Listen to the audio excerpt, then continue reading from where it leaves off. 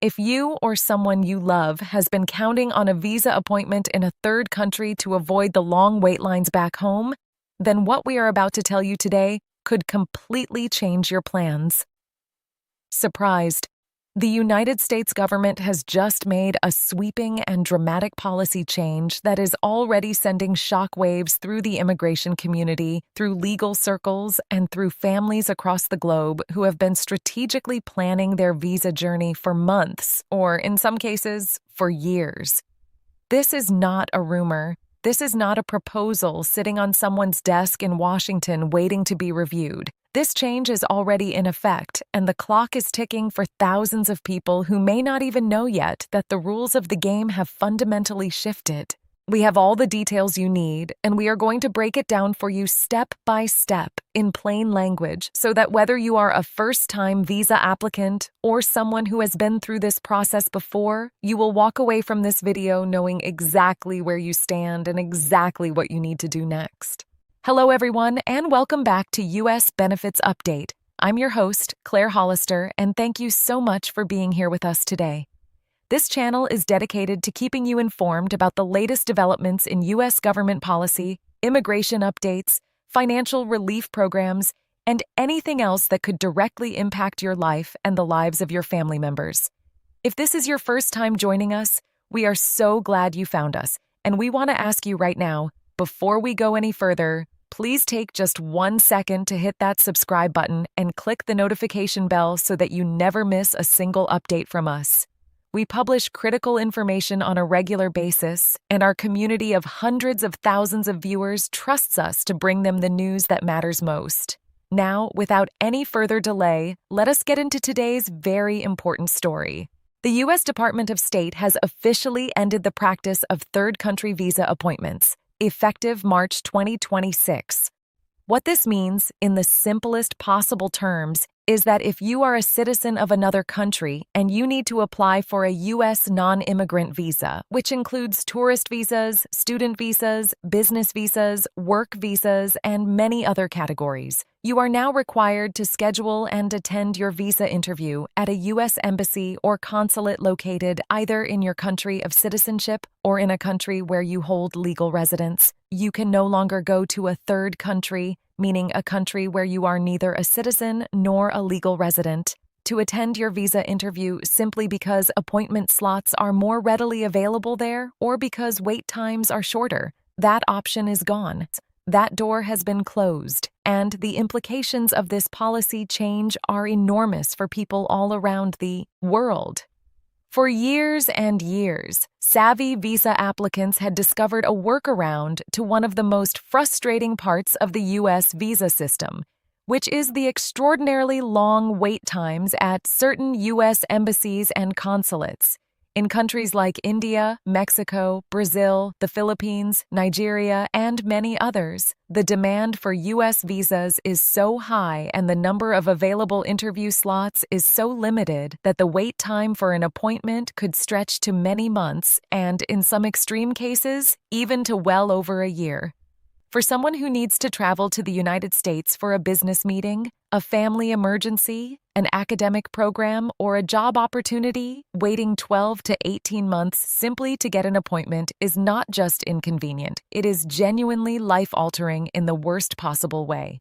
So what did resourceful applicants do? They discovered that certain U.S. embassies in third countries, countries with lower visa demand, such as Thailand, Singapore, Mexico City, for some applicants, Albania, Serbia, and others, had far shorter wait times, sometimes just a matter of weeks, rather than months.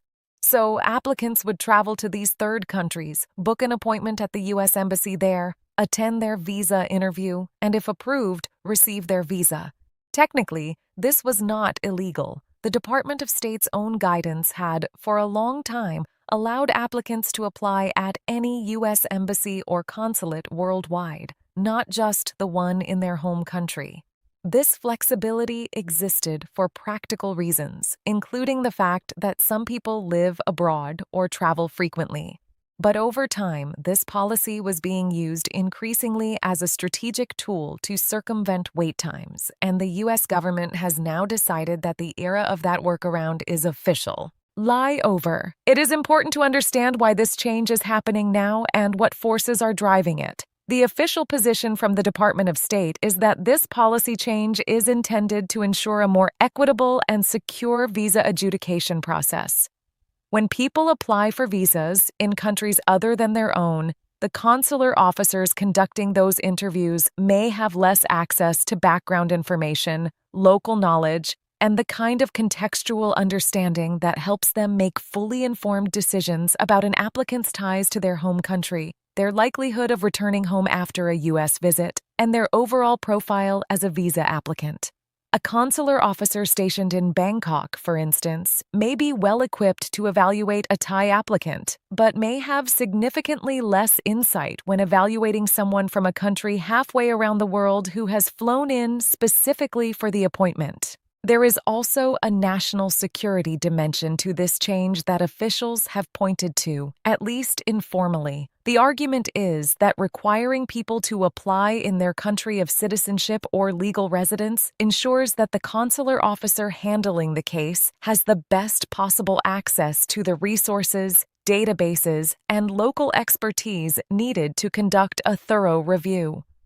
Additionally, there are concerns within the State Department that the third country appointment system was creating a two-tiered process in which those with the financial means to purchase a plane ticket and stay in another country for a period of time could effectively buy their way to a faster visa interview, while those without those resources were stuck waiting in the standard queue back home. From an equity standpoint, this argument carries real weight. Furthermore, immigration policy more broadly in the United States has been trending toward greater restriction and tighter controls across a wide range of categories. This change to the third country appointment policy fits within that broader context. The current administration has signaled clearly that it intends to take a more rigorous approach to who enters the country, how they are vetted, and under what circumstances visa interviews are conducted. The end of third country appointments is very much a part of that larger policy direction. Now, let us talk about who is directly affected by this change, because it is important to understand the scope of what we are discussing here. This policy applies broadly to non-immigrant visa applicants, which is to say people applying for temporary U.S. visas. This includes, but is not necessarily limited to, the B1 and B2 visas for business and tourism, the F1 student visa, the J1 exchange visitor visa, the H1B and other work-related visas, the L visa for intra-company transferees, the O visa for individuals with extraordinary ability, and many others. If you are in the process of applying for any of these visa categories and you had planned to attend your interview at a U.S. embassy or consulate in a third country, you need to pay very close attention. The policy specifically requires that your interview take place at a U.S. embassy or consulate in your country of citizenship or in a country where you can demonstrate that you are a legal resident. Legal residence in this context means that you hold some official immigration status in that country, whether that is a long-term visa, a residence permit, a work authorization document, or another recognized form of legal presence. It does not mean that you simply visit a country frequently, have friends or family there, or have traveled there before. You need to have documentation that proves you are lawfully residing there. This means that if you are a citizen of India, you should be scheduling your visa interview at a U.S. embassy or consulate in India, most commonly the embassy in New Delhi or one of the consulates in Mumbai, Chennai, Hyderabad, or Kolkata. If you are a citizen of Nigeria, your interview should be at the U.S. Embassy in Abuja or the consulate in Lagos. If you are a citizen of Brazil, your interview should be in Brasilia, Rio de Janeiro, São Paulo, Recife, or Porto Alegre. The country-specific assignment is now the governing rule, and stepping outside of it by flying to a third country is no longer something the Department of State will accommodate in the standard process. For people who are already living abroad as legal residents, the picture is somewhat more nuanced, and this is where it becomes very important to be precise. If you are a citizen of one country, but you have been living lawfully in another country for an extended period, you may still be eligible to apply for your U.S. visa at the embassy or consulate in your country of legal residence rather than your country of birth or citizenship. However, you will likely be required to demonstrate that legal residence status when you make your appointment, and again at the time of your interview. Consular officers will be paying closer attention to this requirement going forward, and applicants who cannot clearly establish their legal status in the country where they are applying may face delays or complications in their application. There is another group of people that deserves specific mention here, and that is individuals who are currently in the United States on one type of visa and who need to travel abroad and re-enter, or who need to renew or change their visa category. For those individuals, the rules as they apply to you specifically may depend on the particular circumstances of your case, and we strongly encourage you to consult with a qualified immigration attorney before making any decisions about travel or visa renewal. Let us now talk about the real-world impact of this change, because the numbers involved here are staggering. According to data published by the Department of State, the United States issues somewhere in the range of 9 to 10 million non-immigrant visas in a typical year. Even before the pandemic years, which caused enormous disruptions to consular operations around the world, third country appointments had become a significant enough phenomenon that they were drawing attention within the immigration legal community and within the State Department itself. In the post-pandemic period, as visa demand surged back to pre-pandemic levels and beyond, the use of third country appointments exploded. Reports from immigration attorneys and applicant community forums suggest that at the peak of this trend, tens of thousands of people per month were using third countries to secure faster visa appointments. The hubs for this practice included Bangkok and other cities in Thailand, Singapore, various cities in Mexico for applicants from countries other than Mexico, cities in Eastern Europe such as Tirana in Albania and Belgrade in Serbia, and locations in Latin America including Ecuador and Colombia.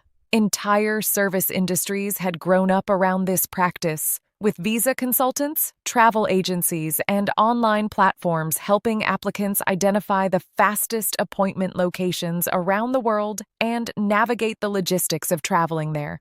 For families and individuals who had been counting on this strategy, the sudden end of third country appointments creates very real and immediate hardship. Imagine a family that has been planning a trip to visit relatives in the United States for a wedding or a graduation. They had been unable to get an appointment at the embassy in their home country within a reasonable time frame, so they had booked flights to a third country, reserved a hotel, arranged time off from work, and were ready to execute their plan, only to find out that the appointment they were counting on is no longer valid under the new rules. The financial cost of that disruption can be significant, not to mention the emotional toll of having a carefully laid plan fall apart. Or consider a student who had been accepted to a university in the United States for the upcoming academic semester. F1 visa wait times in some countries can be extremely long, and the student had been planning to attend an interview in a third country to ensure they could get their visa in time for the start of the semester. With that option eliminated, they now face the very real possibility of missing the start of their program or losing their spot entirely. Or think about a skilled worker who has received an H-1B approval from a U.S. employer and needs to attend a consular interview before entering the United States to begin work. If the wait time at the embassy in their home country is months long and the employer is expecting them to start work on a specific date, the end of third country appointments creates a direct conflict that could jeopardize the job offer and cause serious professional and financial harm. These are not hypothetical scenarios. These are situations that real people are facing right now as a result of this policy change, and the ripple effects are being felt across the global community of U.S. visa applicants. Members of the immigration legal community have been vocal about their concerns regarding this policy change. Many experienced immigration attorneys have expressed deep reservations about the practical impact of eliminating third country appointments without simultaneously taking steps to address the underlying problem, which is the massive backlog and extremely long wait times at high-demand U.S. embassies and consulates. Their argument, stated plainly, is this: the third country appointment workaround existed because the system was broken, and instead of fixing the system, the government has simply closed the escape valve that people were using to cope with it. Immigration lawyers who work with corporate clients have raised particular concerns about the impact on businesses. Companies that rely on skilled foreign workers, particularly in the technology, finance, healthcare, and scientific research sectors, depend on being able to bring employees into the United States in a timely and predictable manner. If visa wait times stretch to 6, 9, or 12 months or more in key source countries, it creates serious operational disruptions and puts U.S. companies at a competitive disadvantage in the global war for talent. Several major industry associations have reportedly raised these concerns directly with the State Department and with lawmakers on Capitol Hill. Immigrant advocacy organizations have echoed these concerns from a different angle.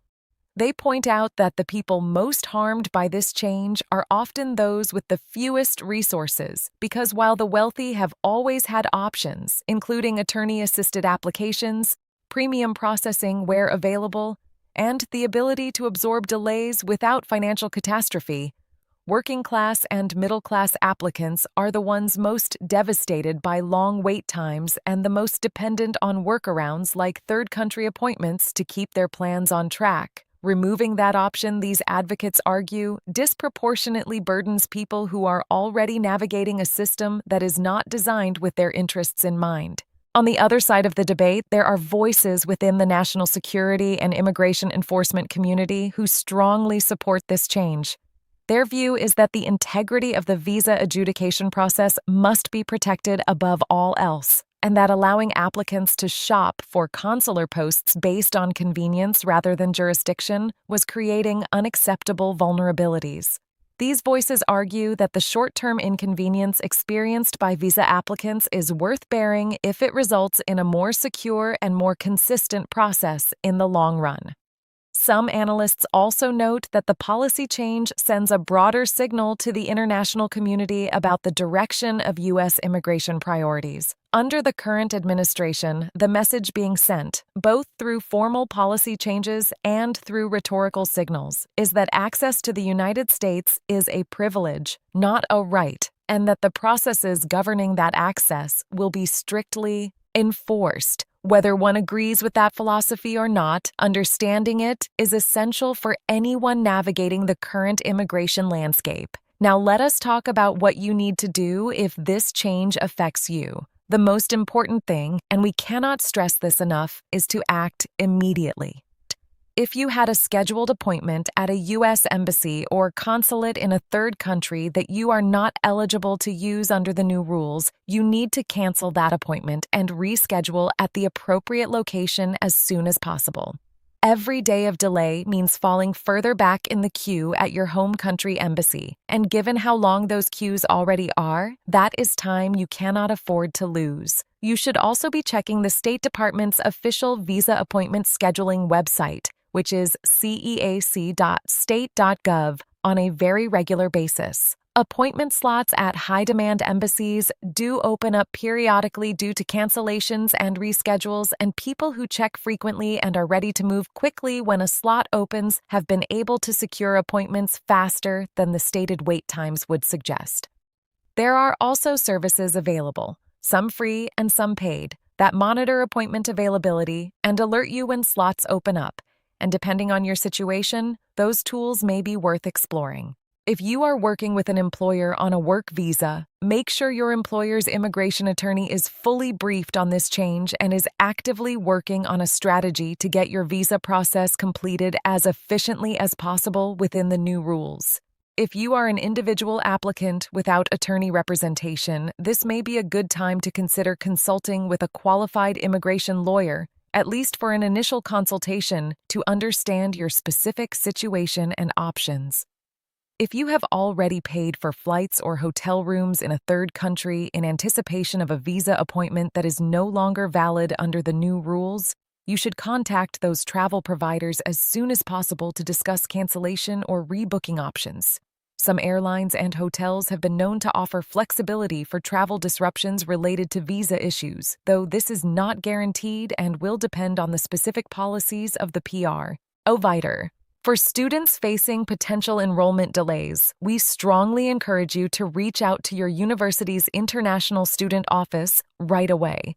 Many universities are well-versed in dealing with visa delays and have procedures in place to work with students whose visas are taking longer than expected. Some institutions may be able to offer options such as deferred enrollment, online study for the initial part of a semester, or other accommodations that can help bridge the gap while a student's visa is being processed. The timeline on this change is worth discussing in some detail as well, because the implementation has not been without complexity.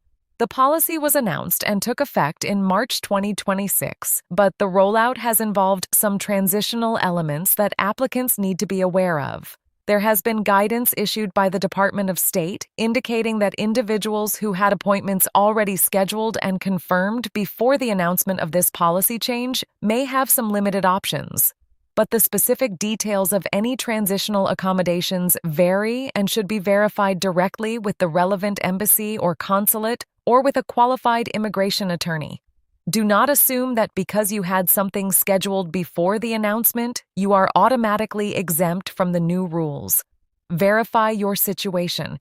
It is also worth noting that some limited exceptions to the third country appointment ban may exist for certain specific circumstances, such as applicants from countries where there is no functioning U.S. embassy or consulate, or where the security situation makes travel to the embassy in the applicant's home country genuinely impossible.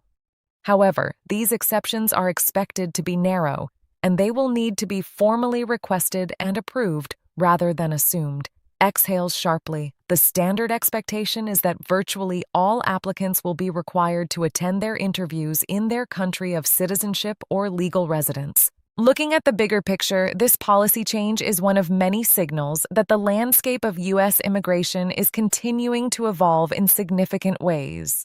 The people who will be best positioned to navigate these changes are those who stay informed, who plan ahead, who work with qualified professionals where possible, and who respond quickly and decisively when new developments arise. Burying your head in the sand or waiting to see what happens is simply not a viable strategy in an environment where the rules can change quickly and where the consequences of being caught unprepared can be severe. We also want to take a moment to address those of you who are watching this video from inside the United States, because this policy change can affect you too, even if you are already. If you have family members abroad who are trying to visit you, or if you have employees or colleagues overseas who need to come to the U.S. for work, or if you are sponsoring someone for a visa of any kind, this change is directly relevant to your situation. Being aware of the new rules and helping the people you are connected to understand them could make a real difference in how smoothly their visa process goes. We also want to emphasize that it is more important than ever to rely on official sources of information. The visa application process is unfortunately an area that attracts a great deal of misinformation, as well as bad actors who try to take advantage of confused and anxious applicants by charging money for information or services that are either free, unnecessary, or outright fraudulent. The official source for U.S. visa information is travel.state.gov, and the official appointment scheduling system is ceac.state.gov. Anything outside of those official channels should be approached with great caution. Let us now do a brief summary of the most critical points from today's discussion, because we want to make sure that every single person watching this video walks away with the key information clearly in mind. The United States Department of State has, as of March 2026, ended the practice of third country visa appointments. This means that U.S. non-immigrant visa applicants are now required to schedule and attend their visa interviews at a U.S. embassy or consulate located in their country of citizenship or in a country where they hold legal residence. The workaround that many applicants had been using, traveling to third countries with shorter wait times to attend visa interviews, is no longer permitted in the standard process. The change affects a broad range of non-immigrant visa categories, including tourist, student, work, and business. SS visas. The impact is being felt most acutely by applicants from countries with high visa demand and long wait times, including India, Nigeria, Brazil, the Philippines, and others. Immigration lawyers and advocacy groups have raised significant concerns about the impact on individuals, families, and businesses. The State Department has said the change is about improving the equity and security of the visa adjudication process. If you had a third country appointment scheduled, you need to act immediately to determine your options and reschedule if necessary. Official resources are available at travel.state.gov and ces.state.gov, and anyone facing a complex situation should consider consulting with a qualified immigration attorney. We know that this is a lot to take in, and we know that for many of you, this news is genuinely stressful and disruptive. Please know that we are committed to continuing to bring you updates on this story as it develops, including any changes to the exceptions, any adjustments to wait times at key embassies, and any new policy announcements from the Department of State that could affect your plans. The immigration landscape is fluid, and our job is to make sure you are never left in the dark. Before we close out today's video, we want to say something directly to the members of this community who are going through a difficult time with their immigration journey. We see you. We know that behind every visa application there is a real story, a family trying to stay connected, a student chasing a dream, a worker building a future, a person looking for a better opportunity. These processes can be dehumanizing and exhausting, and it can feel like the system is working against you rather than for you. We hope that by staying informed and by having access to clear, accurate information, we can at least help make a complicated situation a little bit more manageable for you. Now, here is our call to action for you today, and we mean this sincerely. If this video helped you understand the third country visa appointment change and what it means for you or for someone you know, please take a moment right now to give this video a thumbs up. That simple action tells us that we are creating content that is genuinely useful, and it helps our channel reach more people who need this information. And please, if you have not already done so, subscribe to US Benefits Update and click that bell icon so you get notified the moment we publish a new video. We cover everything from immigration updates to stimulus checks, government benefits, financial relief programs, and so much more. This community is growing every single day because people like you trust us to bring them the information that matters. We also want to hear from you in the comments section below. If you have questions about the third country visa appointment change, share them with us. If you have personal experience with the visa process that you would like to share, we welcome that too. And if there is a specific topic you would like us to cover in a future video, tell us about it. We read the comments, we take your suggestions seriously, and many of our most popular videos have come directly from topics that our viewers asked us to cover. Thank you so much for spending your time with us today. Sincere. I'm Claire Hollister for US Benefits Update, reminding you to stay informed, stay prepared, and remember that knowledge truly is power. We'll see you in the next video.